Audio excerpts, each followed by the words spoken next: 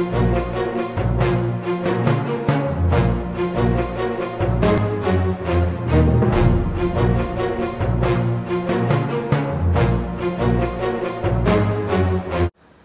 everyone, welcome to the JCast Network. I'm your host, Herman. Being a social entrepreneur is exciting. You have big ideas that you think will change the community at large. With the help of Natan and Birthright Israel NEXT, social entrepreneurs are able to bring their ideas to market. Let's take a closer look. Hello, I'm Russell Goshok.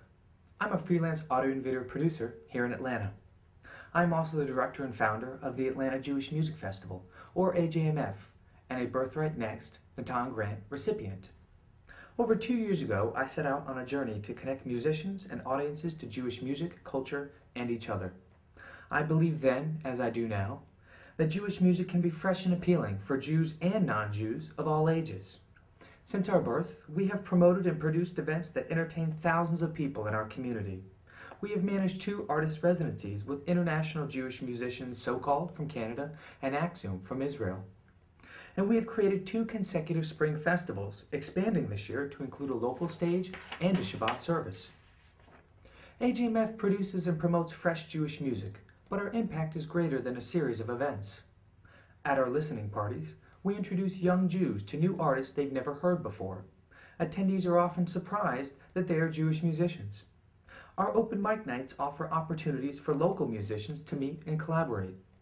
Our partnerships create new communities and new bonds within existing networks.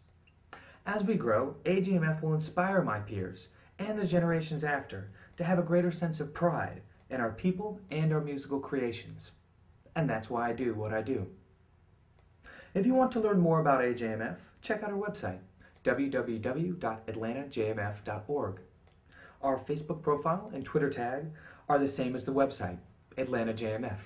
That's Atlanta for the city we're in, and JMF, the acronym for Jewish Music Festival. Thank you for listening, and thank you for caring about young Jewish innovation. What happens when you come back from a taglit-birthright Israel experience? I know myself, who's volunteered on the program, a lot of young Jewish adults are now striving to connect to their Judaism. Tell us a little bit about Birthright Israel NEXT. Birthright Israel NEXT was actually established around 2008 to come up with experiment with different strategies for providing unique opportunities for Birthright Israel alumni and their peers once they've returned from the trip. Since 2008, we have engaged the Stanford Research Institute to do sort of a full programmatic evaluation of our work, and we found that we were achieving a lot of success in the model that we were using. But as we have grown and achieved success, so too has the entire Birthright Israel enterprise. And now the taglit-birthright Israel arm of the enterprise is gearing up to vastly increase the numbers of young adults they're sending to Israel. They're actually aiming to hit over 50,000 young Jewish adults between the ages of 18 and 26 within the next few years. So as they ramp up, we too have to ramp up to meet the increased demand of individuals who will be coming back from the trips. And for those people, we're sort of repositioning ourselves so that we can be a catalyst, a connector, and a concierge for everyone who's coming back from Israel and looking to be engaged and be involved in the Jewish community. Practically speaking, this means that we will be less reliant on next-generated programming, and we'll be entering into more creative partnerships with mainline entrepreneurial and grassroots organizations that will allow us to work with those organizations to provide authentic and high-quality opportunities and experiences for young Jews in the demographic to connect to the people and the opportunities that inspire them. Obviously, when you are looking over hundreds of applications for this Birthright Israel NEXT Natan grant, you have criteria. What are you looking for in these applications? So there are a lot of different things that we look at when we are reviewing the applications that come in for this grant, but I would say that there are 4 or 5 major qualities that stick out to us when we're determining who to pass on to the Natan board to determine ultimate funding.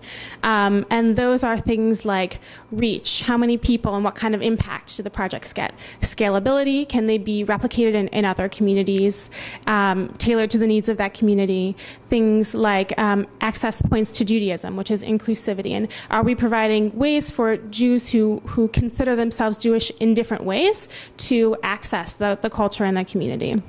We also look at things like educational value of the projects that are being proposed and innovation and newness of the ideas that are coming to us. Whenever you start a project, you don't even know exactly where it's going to go. Talk a little bit about your relationship with Natan.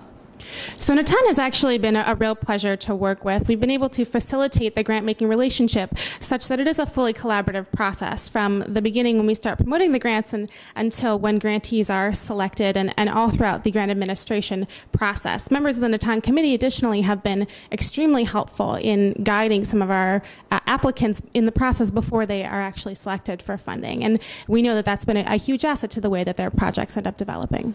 When I hear the word social entrepreneur, there's a lot that comes to mind. What is your definition?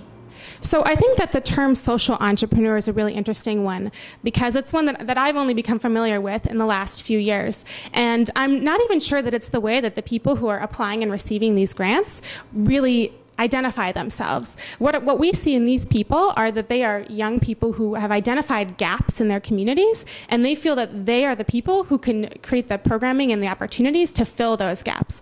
Many times in the applications, we actually see people say, this is something that is missing for me, and is missing for people who are like me, and I am the one who can step up to fill the need. And so being able to support those individuals with those great ideas is something that is of extremely high value for us because we feel that it allows those people to take full ownership over their own Jewish learning and living, and allows them to then, in turn, inspire other people in their communities to do the same thing. So tell us a little bit about the Natan Fund. So Natan is a grant-making foundation funded by young philanthropists, mostly here in New York, but now we have members all over the country and some in Israel. And we're a giving collaborative. Our members join Natan, put their charitable donations into a combined pot, read all of our grant applications, and make the decisions together about which organizations we're going to fund. From the very beginning, we've focused on funding innovation in the Jewish world, so we'll only support organizations that have annual operating budgets under $1.5 million in an effort to keep us really focused on startups and emerging organizations that haven't gotten traction yet with other funders, and that we know that we are risk tolerant as funders where other funders might not be. So we're really willing to be the first funder into an organization and to try to seed new ideas for the Jewish community. You get a number of applicants for the Birthright Israel NEXT Natan Fund Social Entrepreneur Grant. What's the process on the Natan side? So a couple of years ago, we started a partnership with Birthright Israel NEXT so that we could fund ideas that were at an earlier stage of development than the ones that we usually fund through our other grant committees. And this has enabled us to gather together a group of people within Natan who are really interested in early stage social entrepreneurship, and to give relatively small grants to people who are at a really early stage of developing their ideas. Once the Birthright NEXT staff goes through the initial round of applications, the semifinalists then come to our grant committee.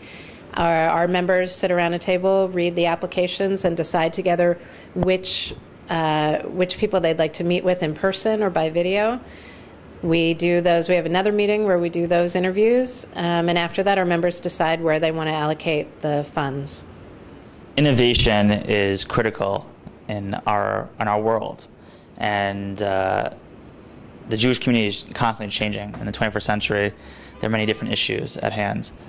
What has the Natan Fund done to foster innovation, and how is innovation viewed in the Jewish community? So the Jewish people, like any organism, needs a constant source of change and regeneration and adapting to new circumstances, new environments. And that's really how I see Natan's funding in the Jewish community, that we're focused on funding innovation. We're focused on helping the Jewish people to develop its research and development side. We are, the kinds of organizations and individuals that we're supporting are coming up with new solutions to classic problems, or maybe they're taking classic solutions to problems and just repackaging them for the 21st century. They're thinking of new ways, they're adapting to new realities in the Jewish community and thinking of new ways to bring people into Jewish life.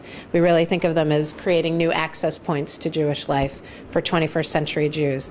The Birthright Grants are just part of that portfolio for us.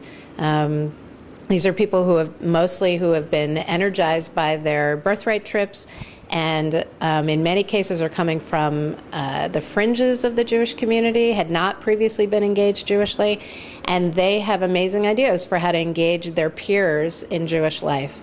That's been a common thread through many of our grants. We'd really try to focus on new ideas from that can really attract new people to Jewish life in creative ways that speak to 21st century people. As you can see, Natan and Birthright Israel Next provides the opportunity for social entrepreneurs to bring their ideas to the forefront. This is Herman, and thank you for watching.